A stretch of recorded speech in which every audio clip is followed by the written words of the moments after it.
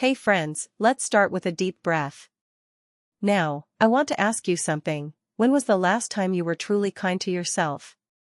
Not just in a superficial way, like letting yourself have an extra scoop of ice cream or binge watching your favorite show.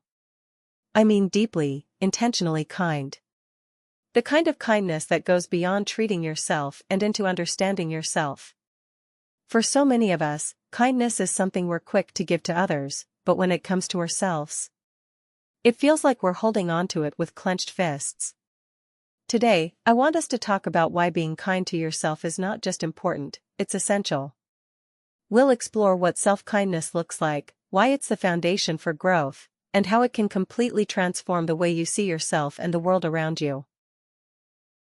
When I say be kind to yourself, I don't just mean pampering or indulging, though those can be great too. I mean extending to yourself the same compassion and grace that you'd offer a close friend. Think about it. If your friend came to you feeling defeated, would you tell them they're not good enough? Of course not. You'd remind them of their strengths, their resilience, and their worth. But how often do you offer those same words to yourself? Self-kindness is about softening the harsh inner voice that tells you you're not enough. It's about creating space for your humanity, your mistakes, your imperfections, and your growth. Here's a question for you to reflect on. If you spoke to a friend the way you speak to yourself, how would they feel? Let's be honest, being kind to ourselves doesn't come naturally for many of us. But why is that? Maybe it's because we've been taught that being hard on ourselves is the path to success. Push harder, do more, be better, right? Or maybe we've internalized the idea that self-compassion is selfish or weak. For me, it came from a deep fear of failure. I thought that if I didn't criticize myself, I wouldn't grow. But the truth is, the more I pushed myself without kindness, the more burnt out and disconnected I became. It's important to recognize where that inner critic comes from. Once you do, you can start to reframe it, not as an enemy, but as a misguided part of you that's trying to protect you. Here's the thing, growth doesn't happen because you berate yourself into it. It happens when you nurture yourself through it. Let me tell you a story.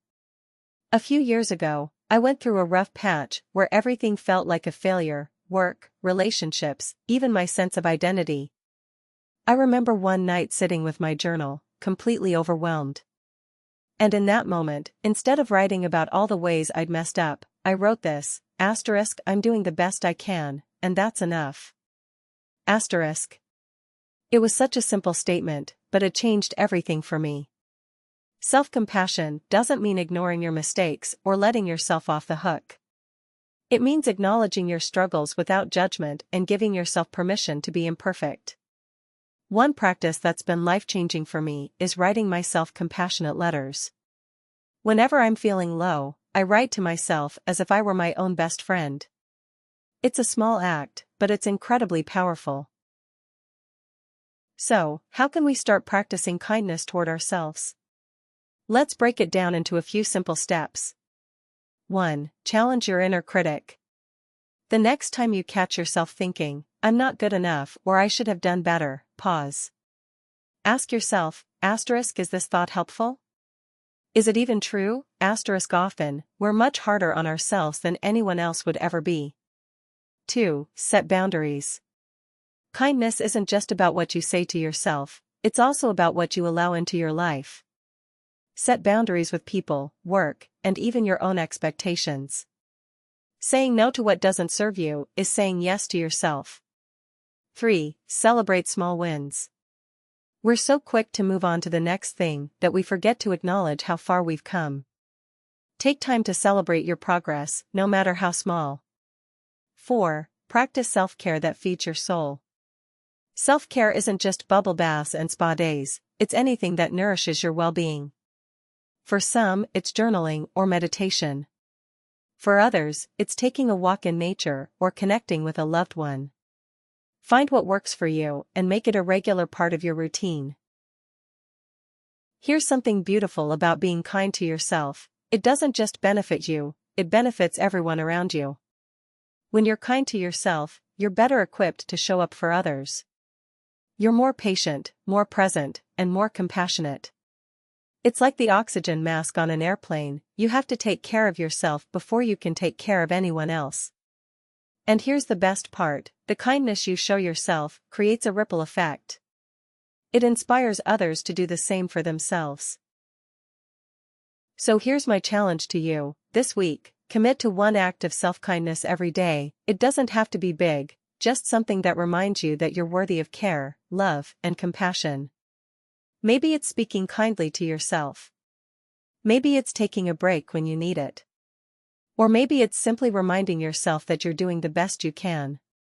Whatever it is, remember this, being kind to yourself isn't just a gift to you, it's a gift to the world. Because when you're at peace with yourself, you make the world a brighter, gentler place. If this message resonated with you, let me know in the comments. And if you're on a journey of self-kindness, share what's been working for you, I'd love to hear about it. Thank you for spending this time with me today.